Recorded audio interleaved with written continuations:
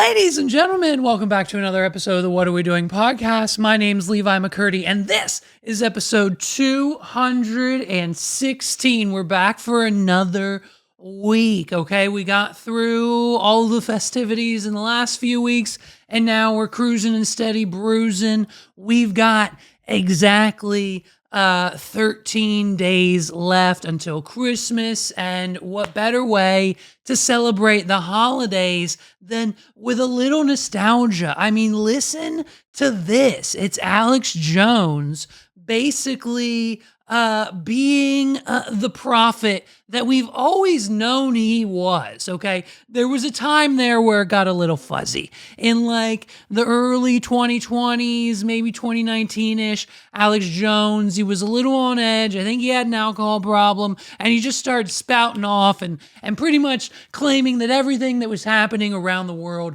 wasn't real. There were actors involved. It was fake. And then, boop, got sued and blocked and banned into oblivion, okay? But before that, and now seemingly a little bit after that, he's kind of settled down again.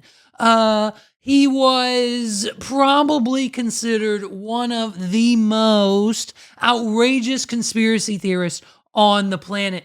And this was a clip of Alex from a 2017 Joe Rogan episode where he is accurately, essentially predicting the future, aka today. What are we doing? There's this big war trying to basically destroy humanity because humanity has free will, and there's a decision to which level we want to go to. We have free will, so evil's allowed to come and contend, not just good. And the elites themselves believe they're racing using human technology to try to take our best minds and build some type of breakaway civilization where they're going to merge with machines, transcend, and break away from the failed species that is man, which is kind of like a false transmission because they're thinking what they are is ugly and bad, projecting it onto themselves instead of believing, no, it's a human test about building us up. And so Google was set up 18, 19 years ago. I knew about this before it was declassified. I'm just saying I have good sources that they wanted to build a giant artificial system.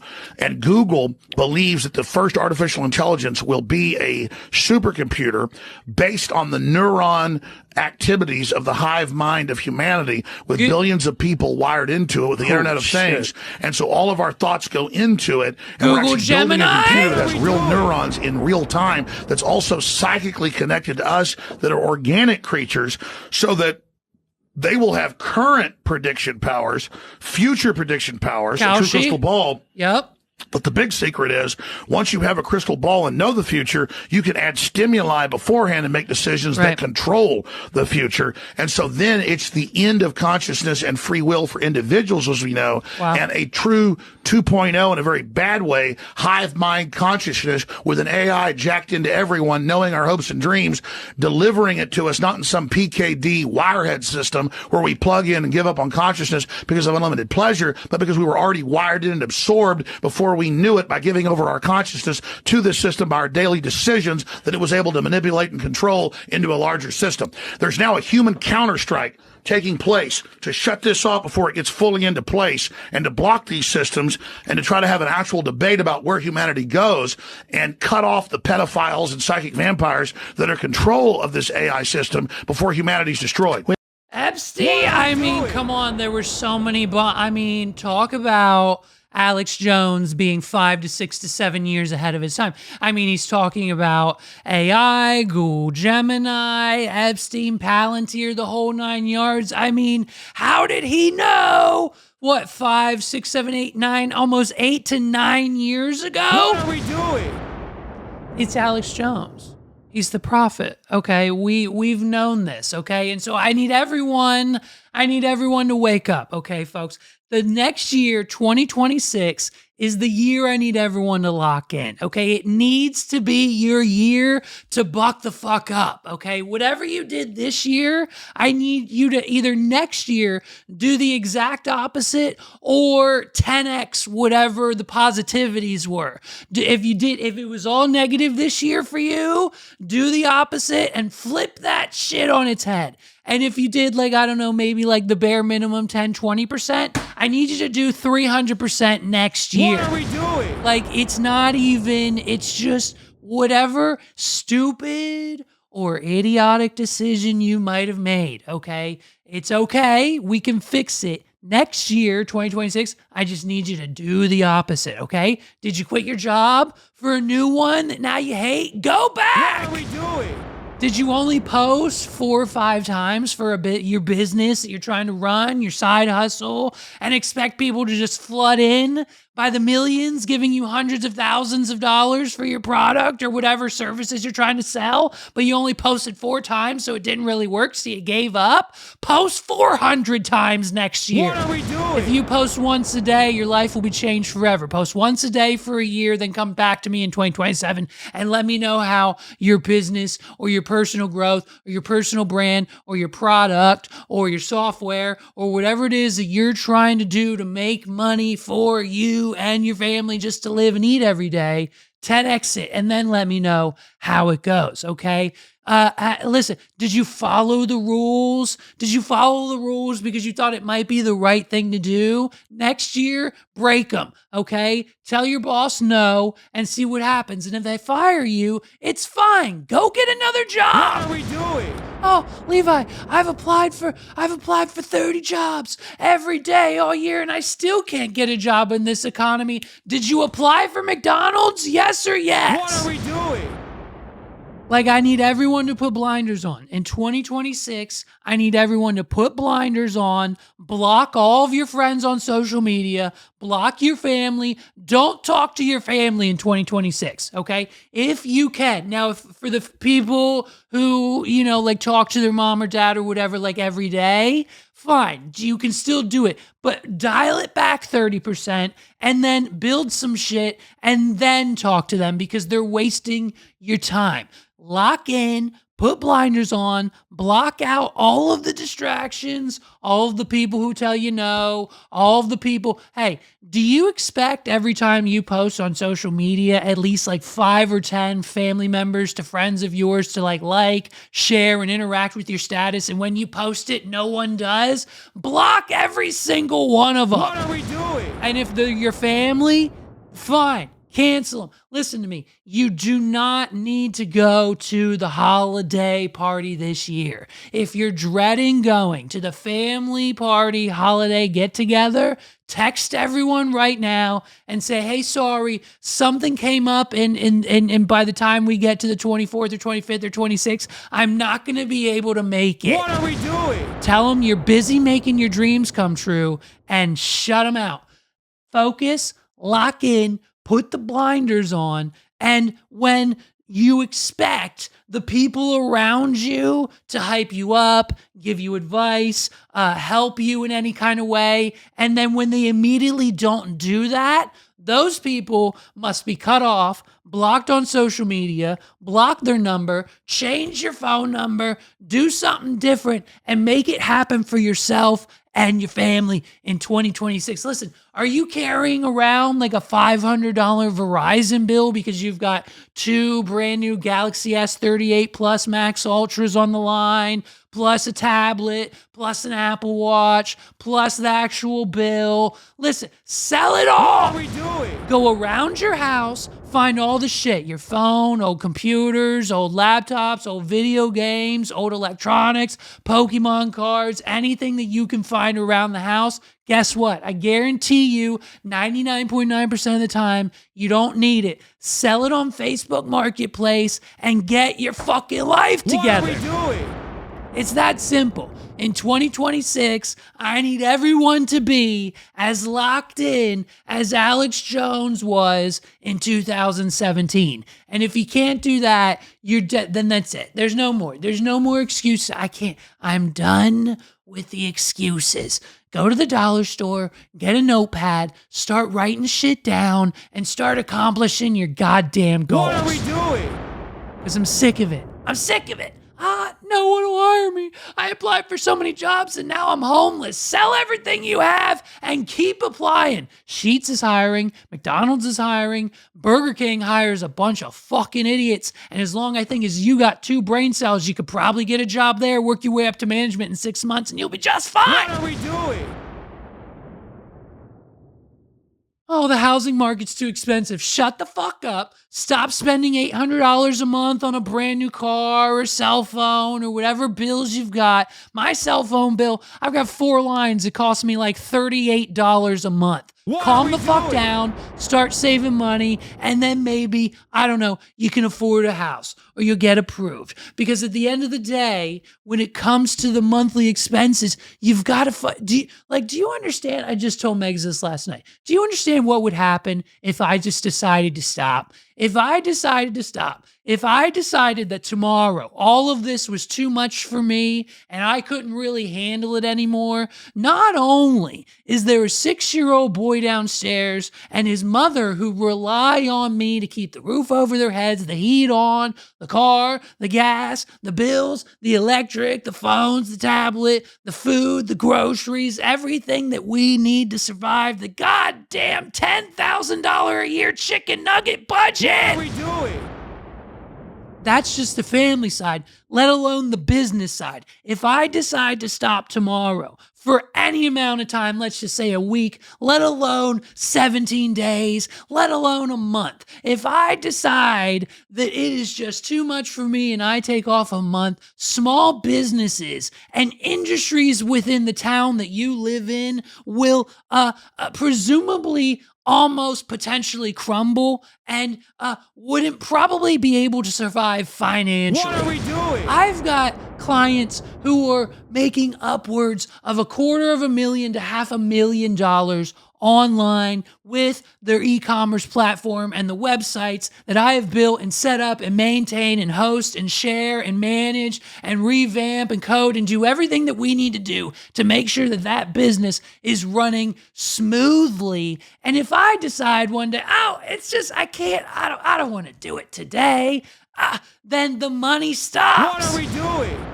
The support goes away. They don't know what they're doing. Their site goes down. They lose money. I mean, the people, do you understand that, you cannot afford to stop? We have one life to live on this planet, okay? And if you stop for a moment, you are going to get left behind. You are going to get so deep into a hole of your own personal, mental, emotional, financial. You have got to lock in 2026. We've got 10 to 20 more days. You've got 10 to 20 more days to come up with a plan and figure it the fuck out. Because come January 1st, hey, guess what? Everyone's off. Everyone's closed. That's planning day. And come January 2nd, it's execution day. And it's execution day all the way up until December 30th. What are we doing?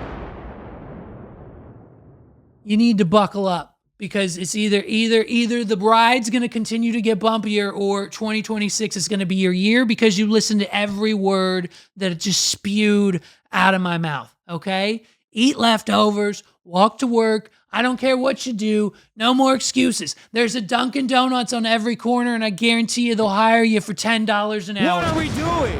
And $10 an hour is more you're making sitting on your butt, not doing shit at home. What are we doing? Blinders, you know what I mean? 2026. And so we missed this news last week. We didn't cover it, folks, but it had just came out on Friday. Carlos covered it a little bit. We watched it there. We've seen it unfold. So here's the nitty gritty. Netflix decided that when they pulled the hammer down on all of us when it came to the password sharing and the household lockdown, we're tracking your IP address, babes. We'll know if you're logging in at a different house or not. And so with that, they now have enough money to place an $83 billion bid on Warner Brothers. And Warner Brothers comes along with a whole bunch of franchises and properties, that of most of which people know as HBO. Okay, there's a few other ones. We'll hit it in a minute. But at the end of the day, Netflix has made a play, okay? There were a couple other people and a couple other companies involved, but those notably are the ones that we only need to talk about, is that they're of Netflix and Paramount. And for those of you who don't know, when it came to the whole Jimmy Kimmel versus Donald Trump thing earlier this year, Paramount had a lot to do with that, and it revealed to us just essentially that basically the higher-ups and people involved, I'll have names in a second, at Paramount are directly within and lined comfortably around the pockets of Zaddy Trumpets. What are we doing? And so when you have the backing of the entire administration and Donald Trump and the White House and the United States government, it would seem that Paramount would be the horse to win this race. But Netflix came in with what looked like a pretty good deal, so Warner Brothers took it, okay? They said, listen, yep, we'll take it. We need it approved. It'll happen sometime in January, but at the end of the day, we like your $83 billion evaluation. It's going to be a cash and stock options offer, putting Warner Brothers at about $27.75 a share. And so about 24 to 48 hours after this news come out, everyone was like, okay, fine, cool. But Paramount just had another competing offer for Warner Brothers, in that thereof of $108 billion. So about like 30 more billion, putting their price per share estimate at about $30 per. So the the stockholders and the shareholders of Warner Brothers would be paid out at about like what, 28, 30 more billion, a whole Elon Musk Twitter acquisition. What are we doing? And so the issue with that is Warner Brothers, they're not so sure. They're not so sure that Paramount can afford this all-cash deal. It seems a little sketch. They think they just want it for, obviously, the monopolization of the streaming and channel and Discovery and Disney and TV of it all. But at the end of the day, we've got two competing offers. So Netflix coming in at $82 billion, Paramount coming in at $108 billion.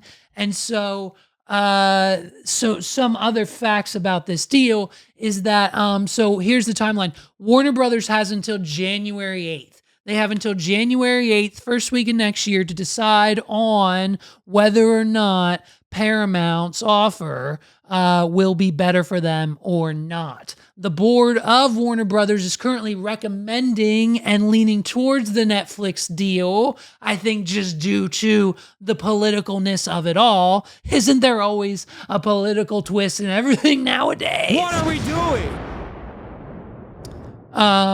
But also, too, here's a fun fact about the whole thing. There's backup contingencies and other fees built into the deal, aka breakup fees. So listen to this. Here's something you probably didn't know. If Warner Brothers accepts Paramount's offer, they must pay Netflix a breakup fee of $2.8 billion. So even if Warner Brothers goes with Paramount Plus, Netflix not only just saves themselves $80 billion, but they'll get a cool check for almost $3 billion in the bank anyways. What are we doing? Now, on the flip side of that, if Warner Brothers decides to choose Netflix's deal for $83 billion, and for whatever reason, due to like regulatory issues, the deal falls through, the FCC doesn't approve it, yada, yada, yada. When things like this happen, you have to jump through a lot of hoops, and sometimes the deals fall through. And so if for whatever reason that happens, Netflix would then have to give Warner Brothers a breakup fee of $5.8 billion. So Netflix is either A, going to be out $83 billion and buy Warner Brothers, B, be out of the deal entirely, save $83 billion and bank almost $3 billion in the process, which seems so far to be a win-win, and then C, they go through with the deal and it falls through, so they got to pay an almost $6 billion fee. C's the only lose here. So, I mean, 2 out of 3 is 66% chance. Why not? Let's go Netflix. What are we doing? But I mean, here's just the gigantic question that kind of everyone's just kind of got on their mind, I'm going to assume, is how much will my Netflix bill or my Netflix subscription be once this deal goes through? What are we doing? Because I'm going to assume that we're going to see a price hike once this whole thing's over. Whether or not the deal goes through, I'm going to assume Netflix is going to have to cover some form of legal fees here, and an extra $1 a month from all of us would make them probably those fees, cost nothing for that amount of pocket. What are we doing?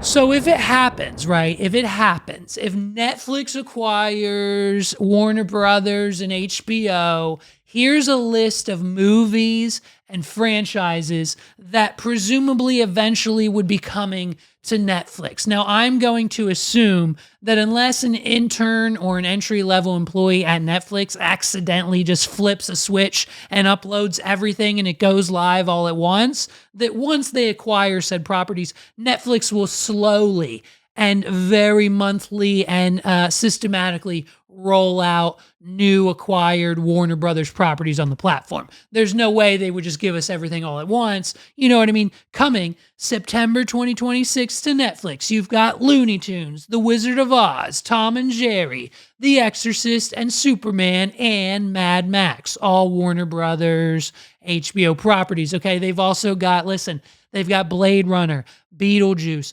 Batman, Twister, Pokemon, Scooby-Doo, Willy Wonka and the Chocolate Factory, Happy Feet, the little penguin movie, Sherlock Holmes, The Meg. Megs loves that movie. It's her favorite movie, The Meg, and she especially loves The Meg 2.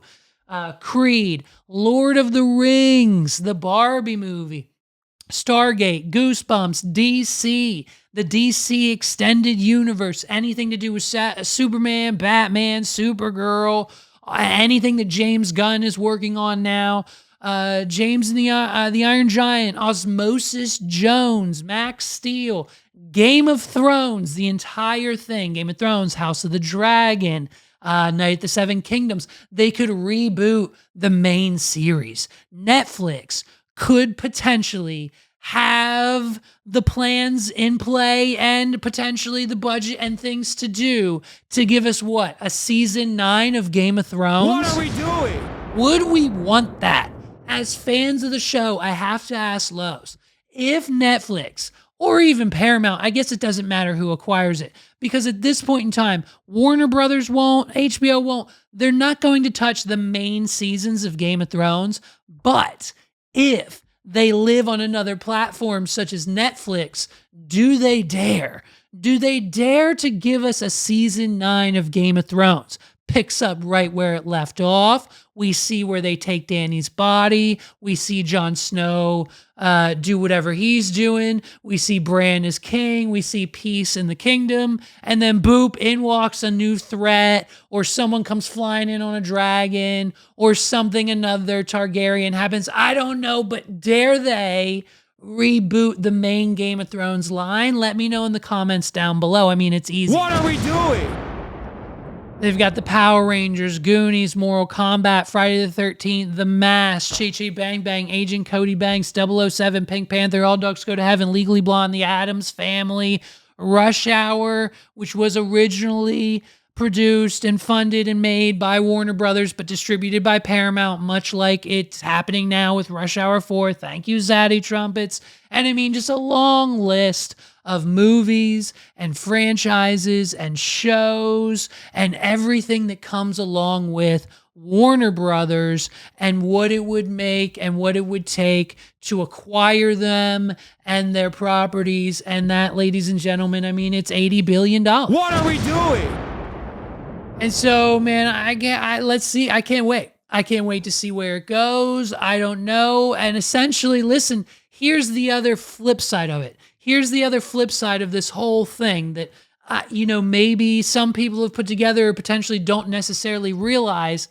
With this is essentially maybe potentially the final nail in the coffin, putting like a historical and societal end to the movie theater experience. What are we doing? Because for the last few years, the only studios that we've really relied on to put movies in the theaters are Warner Brothers, Disney, and like one or two others. And so with the majority of those movies being funded and made by Warner Brothers, if it goes to an all streaming model like Netflix, then what does that do to the AMCs and the Regals and the movie theaters of the world that it already hasn't disrupted with streaming in the first place? What are we doing? So at the end of the day, it'll be an interesting play. Now, of course, like Netflix, I think people have asked them about this, and Netflix and Paramount both have said the same thing. They're like, don't worry, we'll keep putting movies in theaters. Don't worry, it's not going to be all streaming. We're not going to kill the movie theater. And to that, I mean, listen, if you think for a minute that Netflix is going to then, after spending upwards of $100 billion to acquire Warner Brothers, you think if they're going to have any money left over or going to want to spend money on distribution and putting out new movies in every single theater in every single city like Warner Brothers does now when new movies come out, you've got another thing coming. They'll put the movies in New York, Los Angeles, Austin, Texas, and one or two other major cities in the East and West Coast. And that'll be it. It'll be maybe a 1 to 2 week run. And then boop, it's on Netflix the next day. What are we doing? So don't get it twisted. It is, I think, a very, very, very scary time for the movie-going experience. I mean, Megs and I were just talking. The last time we actually went to a movie theater and sat down and watched the movie, I think was for like The Quiet Place 1 with John Krasinski in like 2018, 2019. I don't even know when it was. The movie-going experience is just slowly and now at a very rapid pace kind of fading from the society of America. We were just talking like Devil Wears Prada 2 comes out. We were like, oh, next year when that comes out, we love Anne Hathaway. Hello. She's up there. And so she's like, yeah, let's go see it in theaters. It'll be the first time in a while. Who even knows if by the time we get the Devil Wears Prada 2, the movie theaters will be in existence anyways. What are we doing? So we'll figure it out. It's going to be an interesting ride, and we'll see come January what the board of Warner Brothers decides. It seems like they're probably going to pick Netflix. But unless Zaddy Trumpets comes in to sweeten the deal with Paramount, that might also just be a factor that they decide on. And speaking of Zaddy Trumpets, we got to talk about his best friend again, Joe Rogan, okay?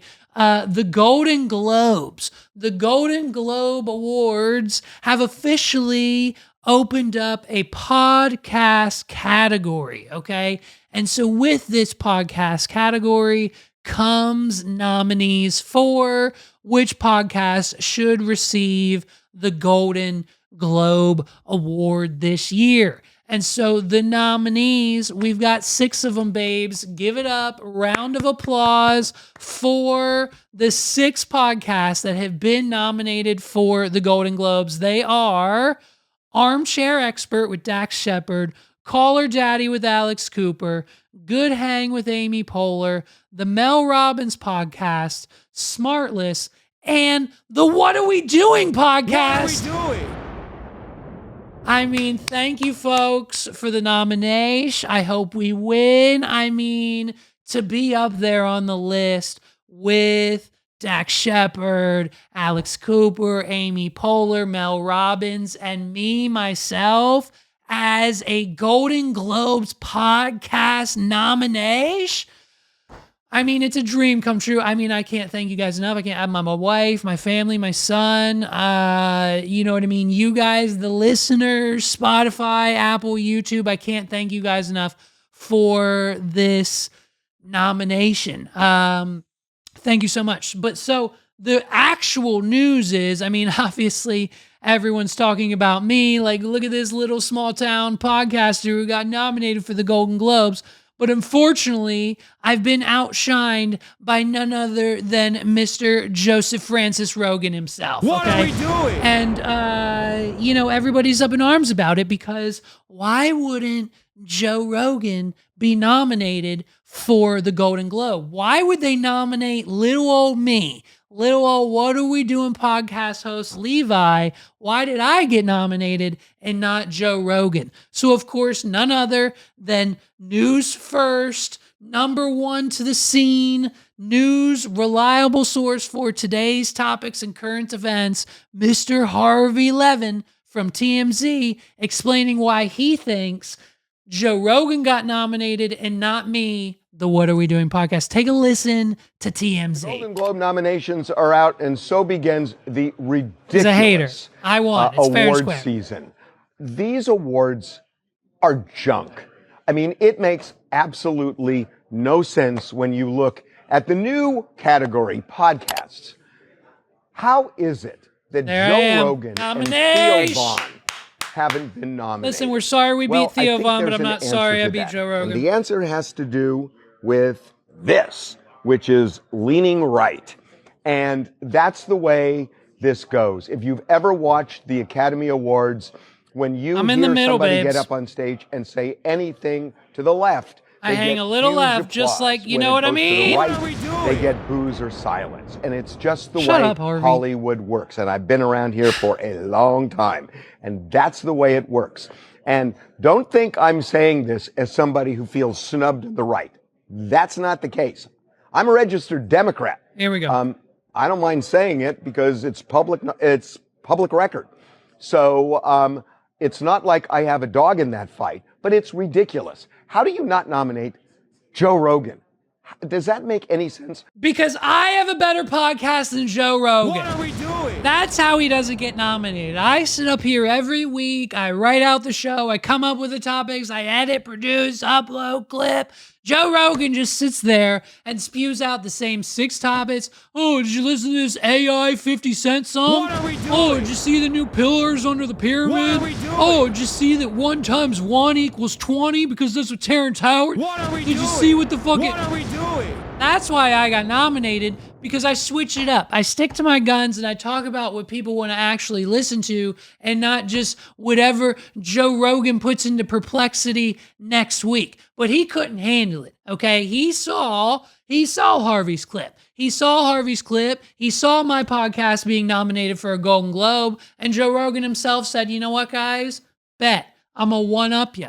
I'm going to create a viral moment that's going to be a shit ton times better than whatever, any type of virality, a Golden Globe nomination, let alone a Golden Globe win would mean to me. So Joe Rogan decided to do none other than call his friend Jelly Roll. You know, we love Jelly Roll on this program, okay? Yes or yes? What are we doing? Jelly Roll was once so big, he lost over 150 pounds now, but once so big, it was like a game of Twister trying to have sex with his hot as shit Playboy Bunny ex-stripper wife, Bunny, okay? But now he's skinny and he's good and they can do it again. And now she doesn't have to step out on him anymore. She doesn't have to go just, suck off skinny guys because she can actually find her husband's dick again. What are we doing? Well, Joe Rogan took that news and he did something, man. He did something that would get more views than the Golden Globes, okay? On average, every year, the Golden Globes get anywhere from 7 to 8 to maybe sometimes 9 million views. And on average, every episode of Joe Rogan these days is getting upwards of 11 to 12 million. This episode, especially because of this moment featuring Jelly Roll, got even more. It's a tearjerker. Get a tissue. Listen to this. Huge moment. One, I love you, man. You tricked me again. I thought we were getting off the pod, so I was like, I just want to shout my wife's book out right quick. And then you were showing me video. I'm going to show you something else, too. I didn't think I'd make it, Joe. I'm going to show you this. My buddy.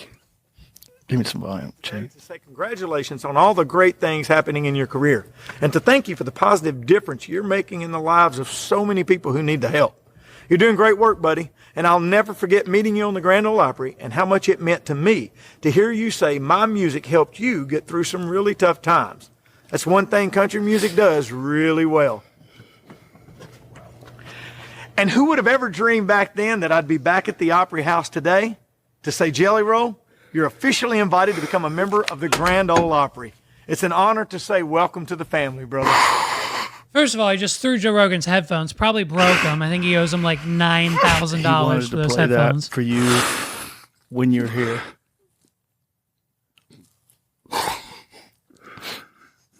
Joe bought Jelly Roll a cameo. What are we doing? Yeah, for sure. I'm sorry.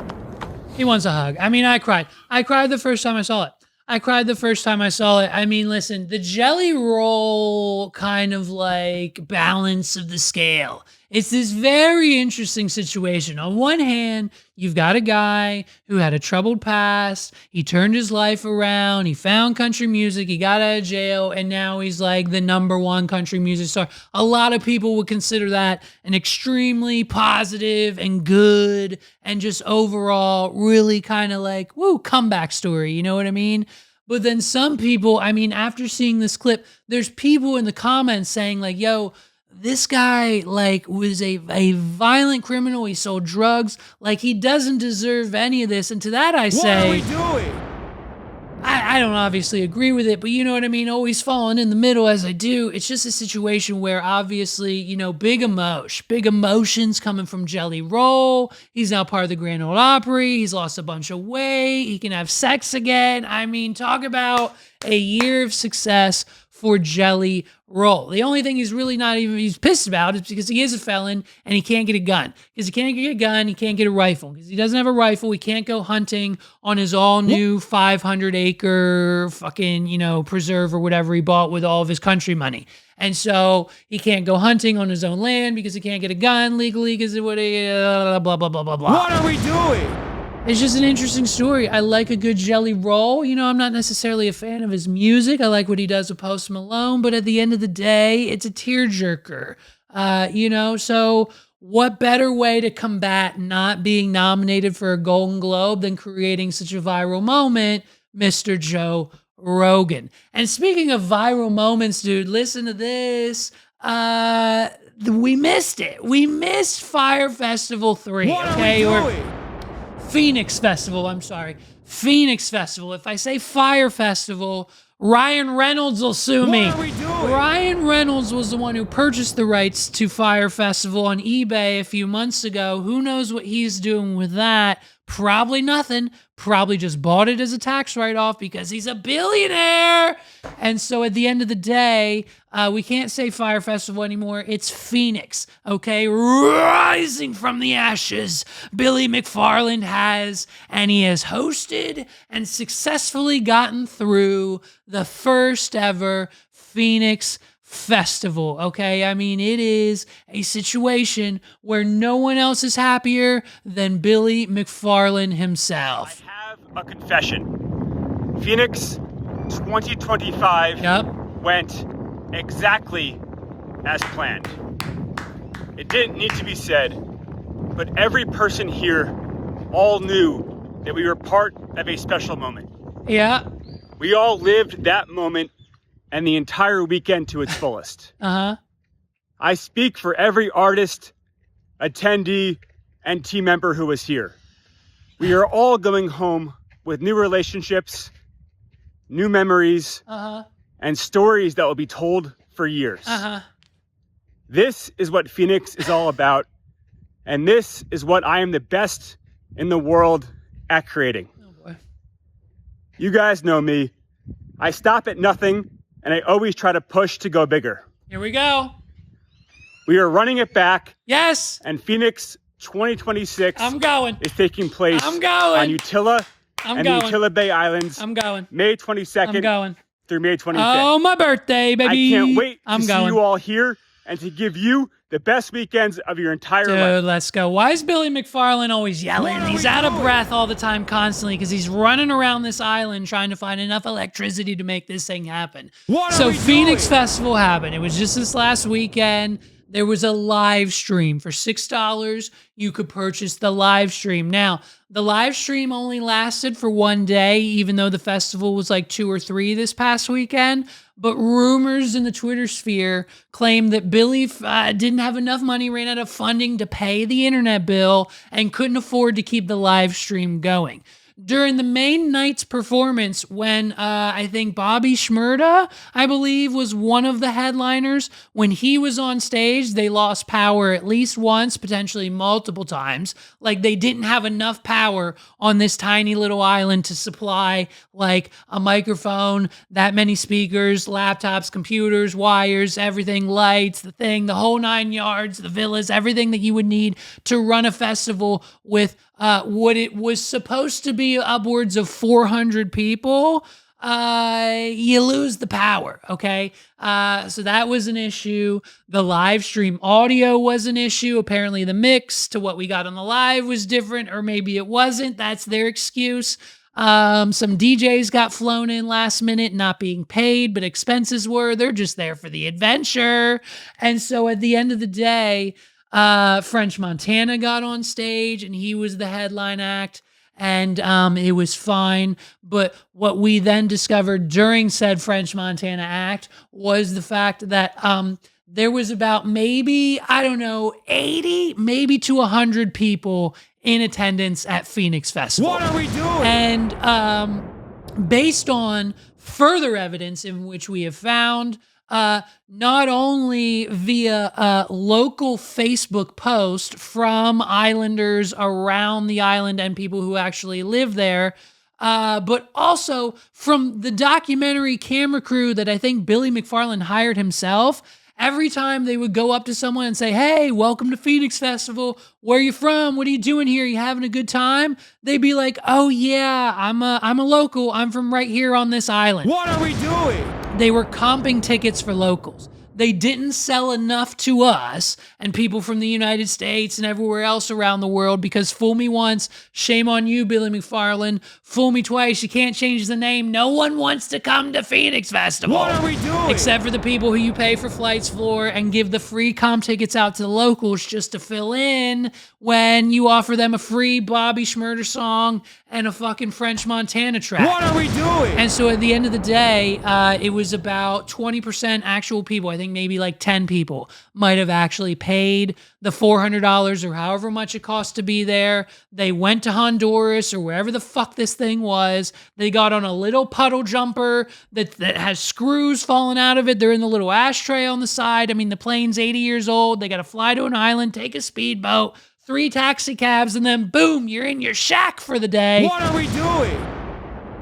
It's a situation where I don't understand why it continues to happen. I mean, bro, do something stateside. Stop expecting people to have to pay for flights, transportation, a stay, a villa, a yacht, or whatever other type of stupid luxury accommodations you're trying to offer people, when at the end of the day, bro, you can rent out a fire hall like down in Dover, PA for like $400. What are we doing? You rent the fire hall. You could put like 300 people in there. You could fit way more people than you actually had. Have money for local acts and DJs and like throw a better party with a few crock pots along the wall than whatever the fuck Phoenix Festival was. What are we doing? I gotta go. I'm looking up details. I'm gonna see if I can't be talent.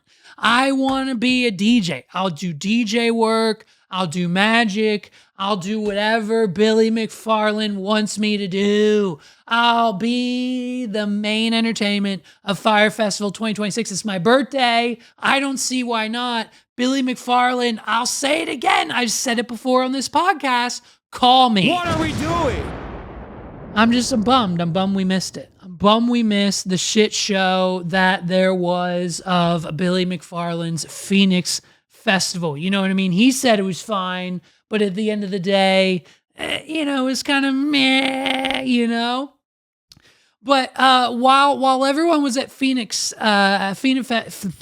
while everyone was at Phoenix Festival on Billy McFarland's Fun Fantasy Island, somehow back here in the United States, Candace Owens is still trying to single-handedly solve Charlie Kirk's murder. What are we doing? Candace Owens, since the very unfortunate events which unraveled and ended the life of Charlie Kirk, Candace Owens has dropped like an hour-long to a 2-hour-long YouTube video every other day claiming that like 19 different conspiracy theories must be true because the official story from the FBI can't clearly be the reality in which we exist. What are we doing? So naturally, every week, every other day, multiple times a week, I don't know what her schedule is, but it seems like at least 27 different versions of the same thing have dropped since the events that day, R.I.P. Mr. Charlie. There's tunnels under the school. There must be 3 shooters involved. There was a record number of foreign cell phones in attendance that day. There were foreign aircraft following Charlie Kirk's wife. There were foreign aircraft flying over the event. Like just all of these kind of like crazy kind of things that one would go like, hey, what are you talking about? What are we doing? And so now Candace Owens has stopped blaming foreign governments for the events and has now pointed her fingers towards Charlie's very own organization, TP USA, Turning Point USA. What are we doing? And she's now claiming that the employees of TP, the people who produce and run the Charlie Kirk Show podcast, and the Turning Point team, and the higher-ups, and the CEOs, and the C-suite of Turning Point USA must have all clearly either been in on it, aware of the events before they were happening, or somehow have profited or betrayed or done something to do with the unfortunate assassination of her good friend Charlie Kirk. What are we doing? And so when enough has become enough, now Miss Erika Kirk is on her press tour, okay? She's got to promote not only her husband and the business that she's now taken over, her new CEO position. She's got to promote the new book. She's got to talk about the situation. She's got to go to a $3,000 plate fundraiser chicken dinner at Mar-a-Lago for Turning Point USA. She's got to keep public face when it comes to running this company, because if she doesn't, that's not how they make $150 million in donations since Charlie Kirk's death. What are we doing? And that's a fact. They just made $30 million at Mar-a-Lago, and about $100 to $110 million had been donated to TP USA since the events that happened back on that day. And so, you know, it's kind of ironic that Erika Kirk now has the audacity to go on Fox News and be like, hey, all you people out there like Candace Owens, I need you guys to stop, okay? You're out here making hundreds, not thousands, if not hundreds of thousands of dollars per episode, slandering my husband's name, his reputation, his team, TP USA. I'm Erika Kirk. I won't stand for it. What are we doing? And so Erika's taking it public. She's ready to go. She's riding the roller coaster, and she's letting us all know how she feels about Miss Candace Owens. Take a look. Come after me. Call me names. I don't care. Call me what you want. Go down that rabbit hole. Whatever. But when you go after my family, my Turning Point USA family, my Charlie Kirk Show family, when you go after the people that I love, yep, and you're making hundreds and thousands of dollars every single episode. Subjective. Going after the people that I love because somehow they're in on this. That's right. No. Allegedly. You know, I have to say it. I've never seen you like this. No. She's fired up. What are we doing? This is righteous anger because This is not okay. It's not healthy. That's right. This is a mind virus. Oh. Yes, I believe in our judicial system. I do. What do you believe in? We have a hell of a team working on this. Excuse my French. Oh. But this is not okay. So you want to put these people back in the box where they've been creeping from? I don't care what box you're in. But just know that your words are very powerful. Erika Kirk can put me in her box, bro. Our team are not machines and they're not robots. They are human. We have more death threats on our team and our side than I have ever seen. I have kidnapping threats. I have, you name it, we have it. Yep. And my poor team is exhausted. And every time they bring this back up, what are we supposed to do? Relive that trauma all over again? They watched my husband get murdered. I have no idea how I would have reacted if I was there that day. I thought and she thank was. The good Lord that I did not have to see that happen. But my team, they are rocked to the core. So why every single day do they have to be dragged through the mud, analyzed, hyper-analyzed? So she's talking about the team at Turning Point USA, which they then came out and said, listen, Candace Owens, we're ready to settle the peace. Come on our show. We'll do a debate and we'll answer your questions. And Candace said, bet. The only way I'm doing it is if it's in person. Well, then Turning Point retracted their invite. They won't put her on Zoom. And presumably in like 2 to 3 days, they're going to issue an official statement to Candace Owens. So like we all kind of just have to wait on that. So again, seems a little sketchy. Okay. She doubles down. Erika then continues the press tour, doubles down, goes on CBS, and this CBS anchor host, whoever's interviewing her, just goes straight to the point. She goes straight to it. She uses her name and she's like, yo, what up with Candace Owens? Watch Erika's face. Erika smiles. Ear to ear, huge grin. She's beautiful. And within a matter of 3 seconds, after just mentioning the utter existence of Candace Owens, she becomes like just the power. The podcaster Candace Owens, okay? At one time, a friend of Charlie's. At one time, an employee of Turning Point. Slowly. She has been one of the main peddlers of these conspiracies. There it is. And she is making a huge amount of money on it. She is building her business off of these lies. Face. What do you want to say to her and the other people that are putting these lies out into the world right now? Stop. That's it. That's all I have to say. Stop. Okay, that's it. You heard it. You heard it here from Erika Kirk.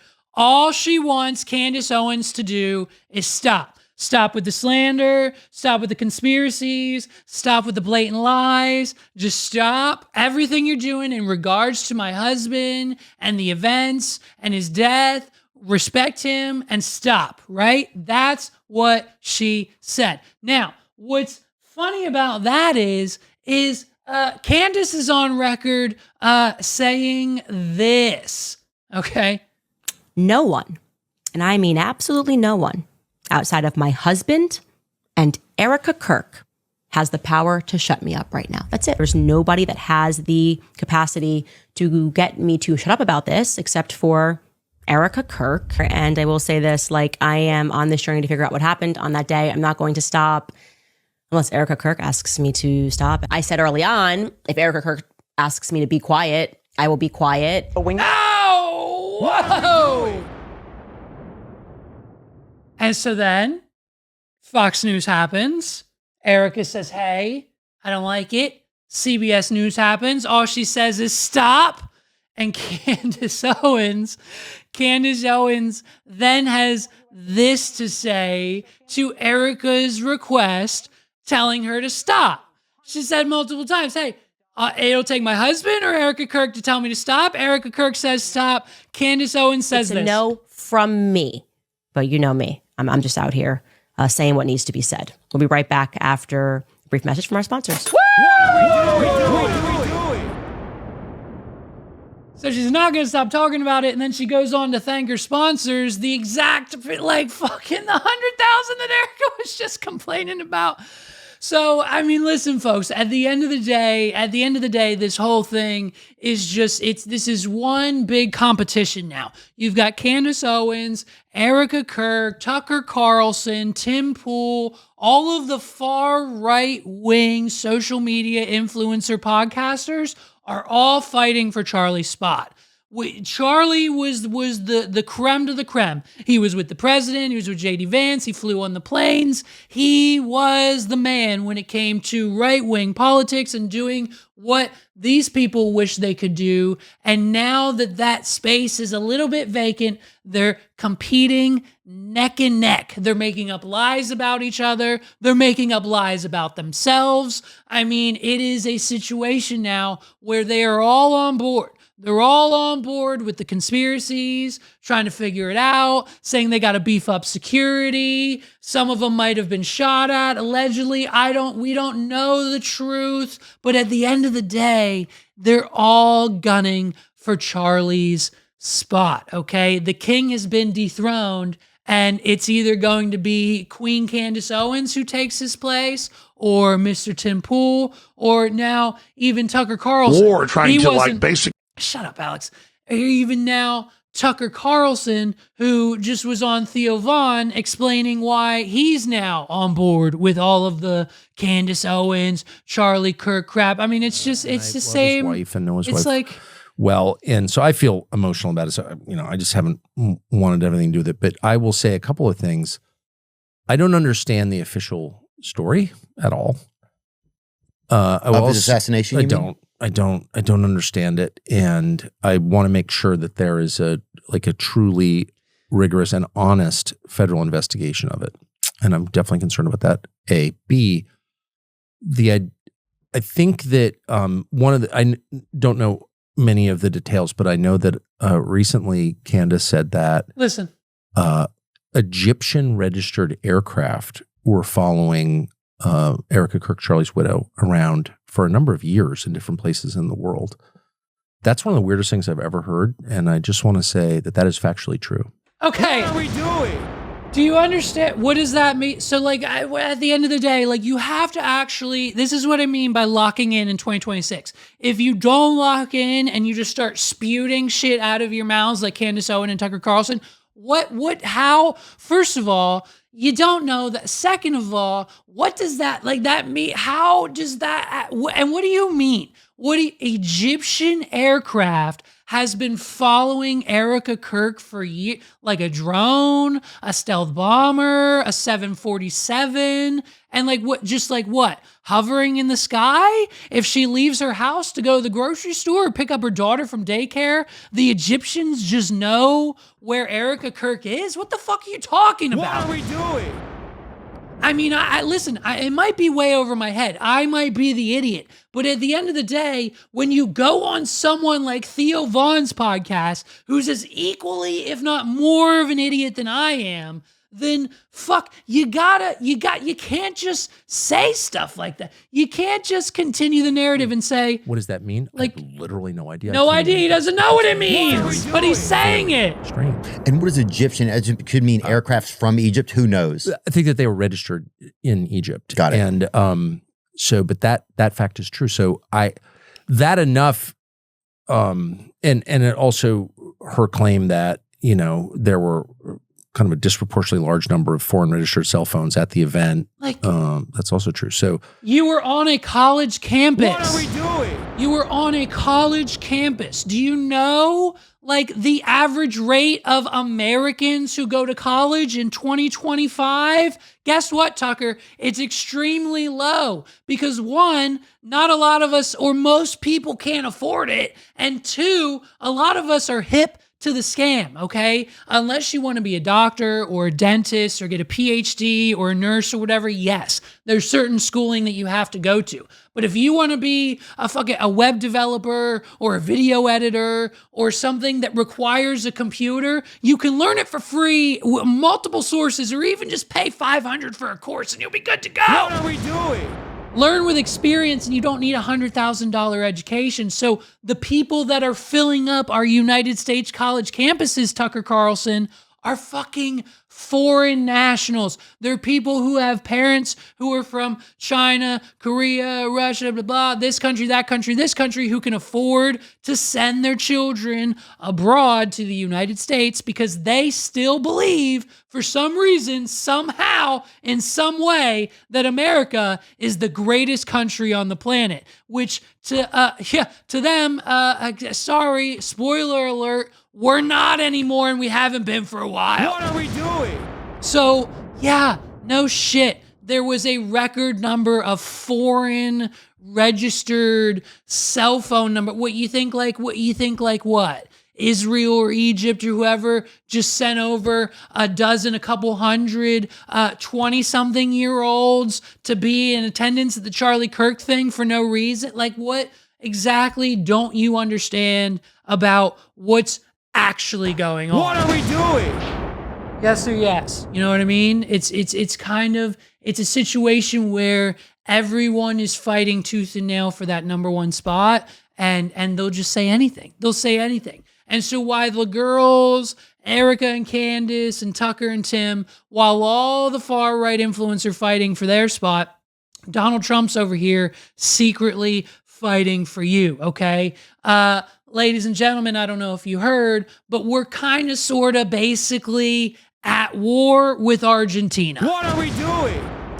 We have blown up their boats via the water. We have seized their oil tankers via the Coast Guard. We now have hundreds of thousands of gallons of their oil that was on said tanker. Trump doesn't know where it is, but at the end of the day, this is the beginnings and the process in which we are headed to war. And for those of you asking, Levi, you're an idiot. You're a podcaster, web developer, you sing a little song. How do you know? What do you know about this? And what I can tell you is we've all fucking lived it. What are we doing? It's the same playbook. Donald Trump and his buddies are playing back the same George Bush playbook that we had back when they were getting us involved with Iraq and the 20-plus year Iraq war. They said it was a matter of national security. They said they had weapons of mass destruction. They said they were running drugs into our country, and that eliminating said threat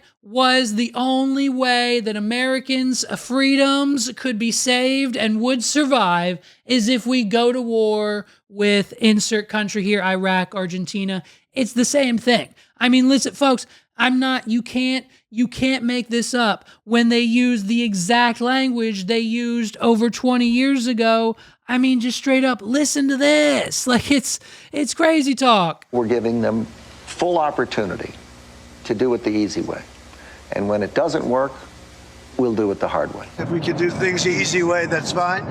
And if we have to do it the hard way, that's fine too. Chemical weapons is a threat to the United States. Fentanyl poses a chemical weapons threat to the United States. Al-Qaeda terrorists inside Iraq. Al-Qaeda of our hemisphere. We can get rid of Saddam. It could really begin to transform the region. There's an opportunity to transform the entire region. Bringing freedom and democracy. Democracy and freedom. A beacon of hope.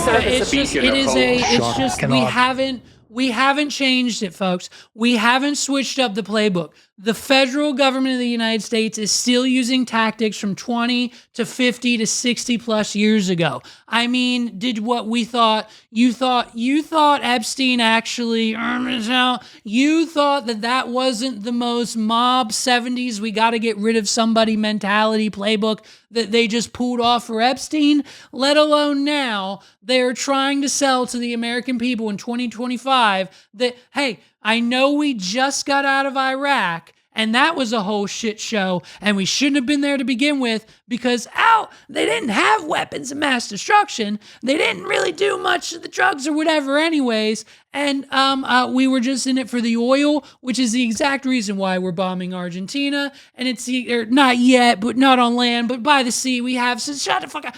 And so at the end of the day, it's a situation where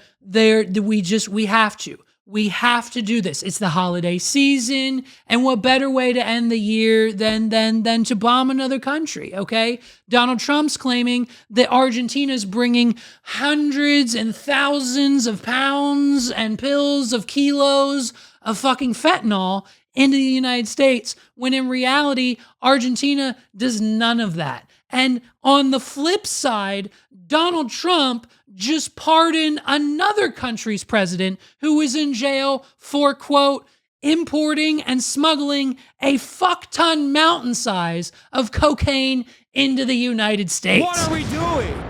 And so while we're pardoning another country's president, because at this point in time, it is a very and blatant and obvious pay-to-play playbook that if you have enough money to offer Donald Trump as the president of the United States, you'll either A, get tariff breaks, you'll B, get special tax breaks, or C, get a pardon, or D, all of the above, because, you've got enough money to do so. And so at this is where we're headed. This is where they're headed. They're going to try to convince us, like they already have on the news, that Argentina has weapons of mass destruction. I assure you, they don't. What are we doing? They're going to try to convince us that Argentina is funneling drugs through our system, through our country illegally. I guarantee you it's not as much as you think it is. It's a very, very small amount. And if we're going to even consider other countries who are doing so, we're not bombing them. What are we doing? And the only reason we're actually doing this is for their extensive collection of oil. I thought we were good. I thought, according to Donald Trump, inflation and affordability was just a hoax. Affordability is a myth. The word doesn't exist. Groceries don't exist to Donald Trump. Donald Trump just the other day saw a box of Cheerios and said, and I quote, "Those are fun. I haven't seen Cheerios in a long time. I'm going to take them back to my cottage and do fun things with them." What are we doing? I'm not even joking. Looking at things behind me, they did a nice job. Wow. Look at this over here. What a nice job. I think I'm going to take some of them back to my cottage and have a lot of fun. Like the Cheerios. I haven't seen Cheerios in a long time. I'm going to take them back with me. I swear to God, it is a situation where the president is so far gone mentally and so disoriented and dislocated from the actual society and reality and voters in which put him in power in the first place, that we are bombing countries for allegedly the same reason we are pardoning leaders of others for. What are we doing? And so to distract us from all that, Trump has quietly but also officially followed through on his promise to give us, well, not us, but our, economy and the government a little bit of a break, and to give those foreign nationals who have not been detained and deported by ICE yet a chance at the American dream by officially launching what was once thought a rumored thing, the all-new Donald Trump Gold Card. What are we doing? You can go to trumpcard.gov and sign up for either an individual Trump card or a Trump card for your business. Here's your options. So far, there's 2 with a third coming soon. If you're an individual, listen up. Your American dream is right around the corner, and it's only going to cost you a little bit more than a cool meal. For the Trump Gold Card and a $15,000 DHS processing fee, and after background approval, a contribution of $1 million, you will receive United States residency in record time with the Donald Trump Gold Card. What are we doing? Now, if you're a little bit more bougie, if you've got a little bit more coin, if you got a little bit more cash in the bank, you're going to want to hold out. Don't get that peasant style Donald Trump Gold Card. You're better than that, okay, fam? You need the Donald Trump Platinum Card. What are we doing? Okay, you know what I mean? What's better than gold? Platinum, baby. So, for a small $15,000 DHS processing fee, foreign nationals can sign up now and secure their place on the wait list for the Trump Platinum Card. When launched, upon receipt of that DHS fee and the processing fee of $5 million, that person applying and paying the $5 million will receive and be able to spend upwards of 270 days in the United States without being subject to United States taxes on non-U.S. income. What are we doing?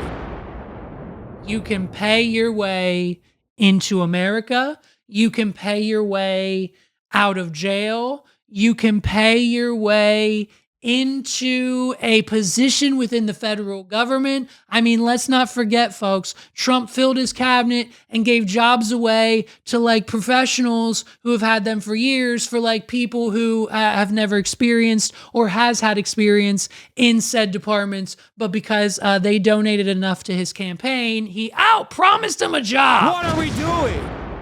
I mean, it is a very, very, very interesting time to be alive in this country. I don't know what timeline we're on or what reality we ended up in, but you know what I mean? Trump Mobile failed to deliver on their all gold 24 karat Trump mobile phone. Those haven't been shipped out yet. So what better way than to say thank you and to say sorry for that mishap than to drop the all gold Trump card. Get your citizenship today. Hey, by the way, Donald Trump, where's the affiliation? What are we doing? Where's the affiliation program? I want to be an affiliate. I want people to be able to use promo code WAWD when they check out on their $1 million or $5 million Trump Gold or Platinum card. And baby boy, I want 10%. What are we doing? I want my 10%. If they use WAD at checkout when they buy their Trump Gold card to get citizenship, I want a kickback. I think that's how it should work. I think everyone in this country would be incentivized to at least get 1 or 2 people to sign up using their code. I think we should launch the affiliate program for the Trump Gold Card 2026 coming soon. Yes or yes? What are we doing? Listen, folks, last but not least, here's the thing. I'll say it once. I'll say it again. Megs brought it up last night.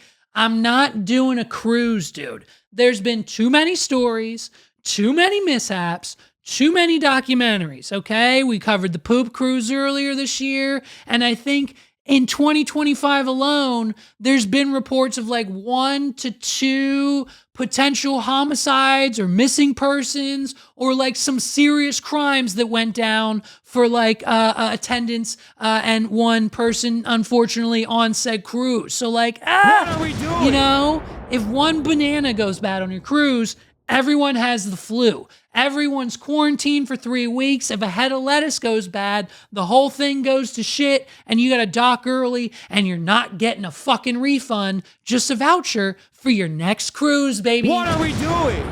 And so even look right here. I found a website. It's called cruisemapper.com and you can look up a chart. There's a whole chart right here of mishaps, illnesses, sicknesses, and crimes and other bad things that have happened on cruise ships in real time. I mean, this is 2025 data. Take a look at this. February 26th, Brilliance of the Seas needed a boat rescue. What are we doing? I'm out. I'm not doing it. If my boat needs rescued, that means there's a major problem. I'm not doing it, okay? And then guess what? Another boat that same day, February, crew/passenger injuries and overboards. What are we doing? People are falling off these things left and right. It's not gonna be me. I mean, the list goes on and on by month, by day. April, May, June, July, May 22nd, fucking Carnival Splendor, boat rescue. This one just says Ocean Victory Boat, other incidents. Hey, what does that mean? What are we doing? Here's a bunch of boats. 2025, all summer long, COVID-19 breakouts and other illnesses. What are we doing? There is not a single force on this planet that would get me onto a cruise. Like Megs, just the other night, we're like, yo, our friends, they might be going on a cruise. Would you want to go with them? And I said, maybe because of the friends, but like, I'm not really about it, okay? I don't think I can mentally, anxiety, everything that comes along with it. I've seen too many documentaries. What are we doing? There's too many negative stories that don't outweigh the positives of me having to go on this cruise. And by the way, the ship that they want to go on is the Icons of the Sea, which is the all-new mega ship the size of fucking the goddamn moon. It's got 18 fucking floors on it. It's got 37 water parks, 19 pools, 33 arcades, 43 restaurants, 912 passenger rooms for a total of 10,000 plus people on board, not including the staff and the help and everyone else. There's no way something that big should be able to float on the water. What are we doing? I'm not doing it, okay? I can't do a cruise. I won't do a cruise, dude. I won't do a cruise. There's not a single thing on this planet that would get me on a cruise ship unless...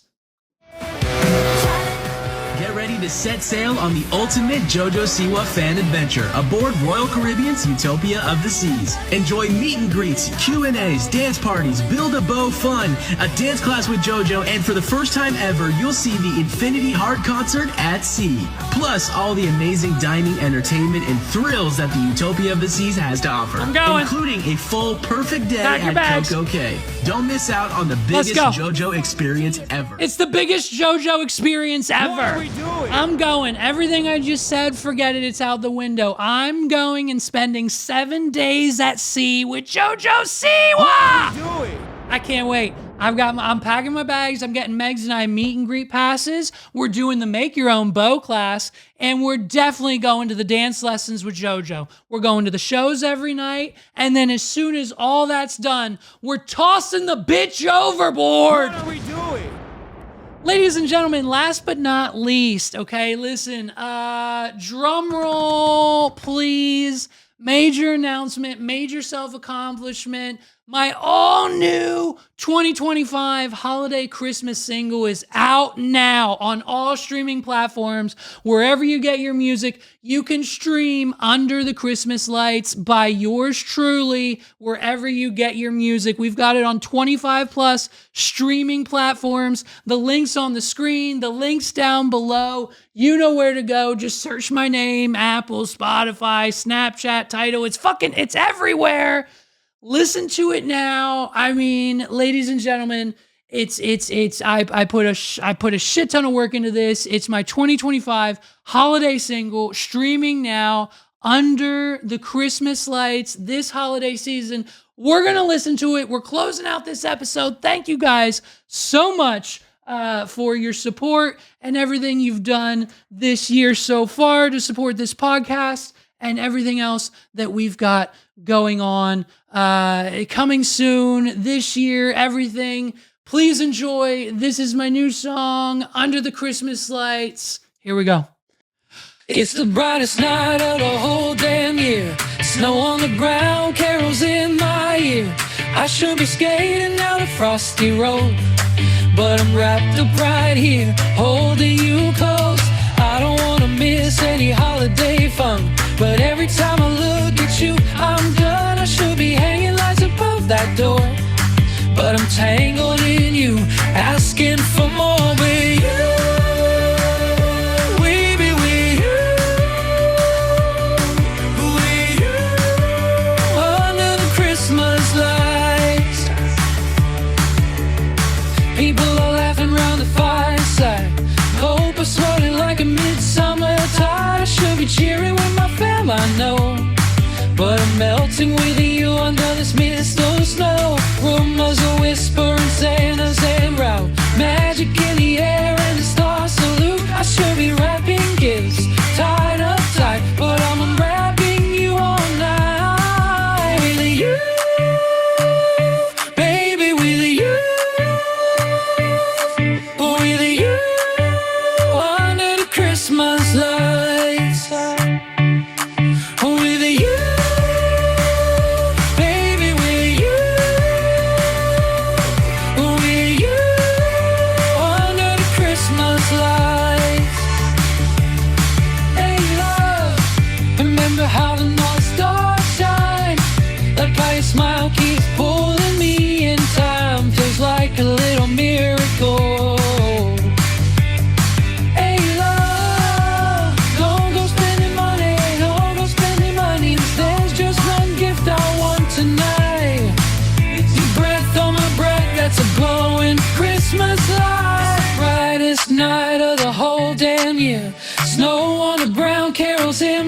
here. I should be skating down a frosty road, I know, but I'm wrapped up right here, holding you close. I don't wanna miss any holiday fun, but every time I look at you, I'm done. I should be hanging lights above that door, but I'm tangled in you, asking for